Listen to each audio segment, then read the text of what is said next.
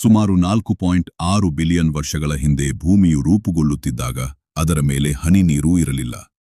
ಆಗ ಭೂಮಿಯ ಮೇಲೆ ನದಿಗಳು ಮತ್ತು ಸಾಗರಗಳಿದ್ದವು, ಆದರೆ ಅವು ನೀರಿನದ್ದಲ್ಲ, ಲಾವಾದ ಸಾಗರಗಳಾಗಿದ್ದವು. ಆ ಸಮಯದಲ್ಲಿ ಭೂಮಿಯು ಒಂದು ಬೃಹತ್ ಬೆಂಕಿಯ ಉಂಡೆಯಂತಿತ್ತು ಮತ್ತು ಜ್ವಾಲಾಮುಖಿಗಳು ನಿರಂತರವಾಗಿ ಸ್ಫೋಟಗೊಳ್ಳುತ್ತಿದ್ದವು. ಭೂಮಿಯ ಹೊರಗಿನ ಬಾಹ್ಯಾಕಾಶದಲ್ಲಿ ಹೈಡ್ರೋಜನ್ ಮತ್ತು ಆಕ್ಸಿಜನ್ ಪರಮಾಣುಗಳು ಅಲೆದಾಡುತ್ತಿದ್ದವು. ಈ ಹೈಡ್ರೋಜನ್ ಮತ್ತು ಆಕ್ಸಿಜನ್ ಪರಮಾಣುಗಳು ಒಂದಕ್ಕೊಂದು ಬೆರೆತು ನೀರಿನ ಮಂಜುಗಡ್ಡೆಯನ್ನು ಸೃಷ್ಟಿಸಿದವು. ಈ ಮಂಜುಗಡ್ಡೆಯಡ್ಡೆಯು ಧೂಮಕೇತುಗಳು ಮತ್ತು ಕ್ಷುದ್ರ ಗ್ರಹಗಳಲ್ಲಿ ಕಂಡುಬರುತ್ತದೆ. ಕೆಲವು ಮಿಲಿಯನ್ ವರ್ಷಗಳ ನಂತರ ಭೂಮಿಯು ತಣ್ಣಗಾಗಲು ಆರಂಭಿಸಿದಾಗ ಧೂಮಕೇತುಗಳು ಮತ್ತು ಕ್ಷುದ್ರ ಗ್ರಹಗಳು ಭೂಮಿಗೆ ಡಿಕ್ಕಿ ಹೊಡೆಯಲು ಶುರು ಮಾಡಿದವು. ಆಗಿನ ತಾಪಮಾನದಿಂದಾಗಿ ಆ ಕ್ಷುದ್ರ ಗ್ರಹಗಳಲ್ಲಿದ್ದ ಮಂಜುಗಡ್ಡೆಯು ಆವಿಯಾಗಿ ವಾತಾವರಣದಲ್ಲಿ ಮೋಡಗಳನ್ನು ಸೃಷ್ಟಿಸಿತು.